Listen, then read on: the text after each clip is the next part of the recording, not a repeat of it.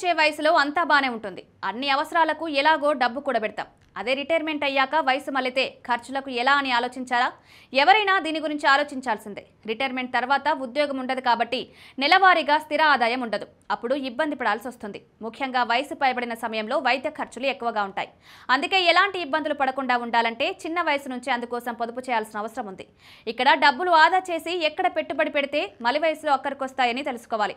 అందుకే ఇవాళ world senior citizens day నేపథ్యంలో సీనియర్ సిటిజన్ల కోసం అందుబాటులో ఉన్న సురక్షిత పెట్టుబడి సాధనాల గురించి తెలుసుకుందాం. వీటిల్లో ఎలాంటి రిస్క్ ఉండదు. కొన్నింటికి ప్రభుత్వ హామీ ఉంటుంది, స్థిర ఆదాయం వస్తుంది.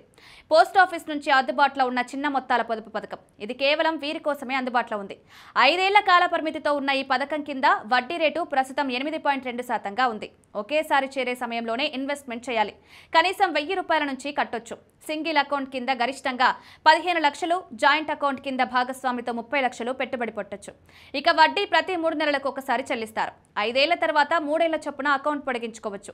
మెచ్యూరిటీ సమయంలో మీ పెట్టుబడి కూడా తిరిగి వస్తుంది.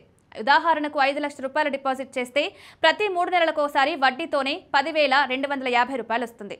5 ఏళ్లలో 2,05,000 పొందవచ్చు. 10 లక్షలు జమ చేస్తే ప్రతి 3 నెలలకు ఒకసారి 20,500 వస్తుంది.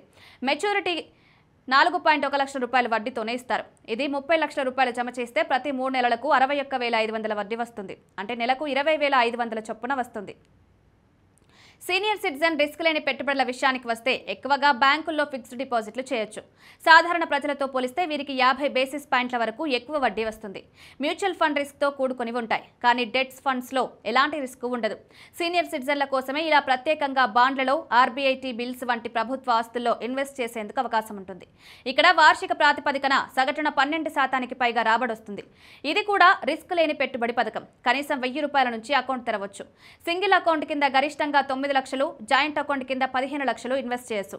ప్రస్తుతం ఇందులో 7.4% వడ్డీ రేటు ఉంది. కాలపరిమితి 5 ఏళ్లు. ప్రతి నెల ఇక్కడ వడ్డీ అందుకోవచ్చు. గరిష్ట పెట్టుబడిపై ప్రతి నెల ₹9,250 వస్తుంది.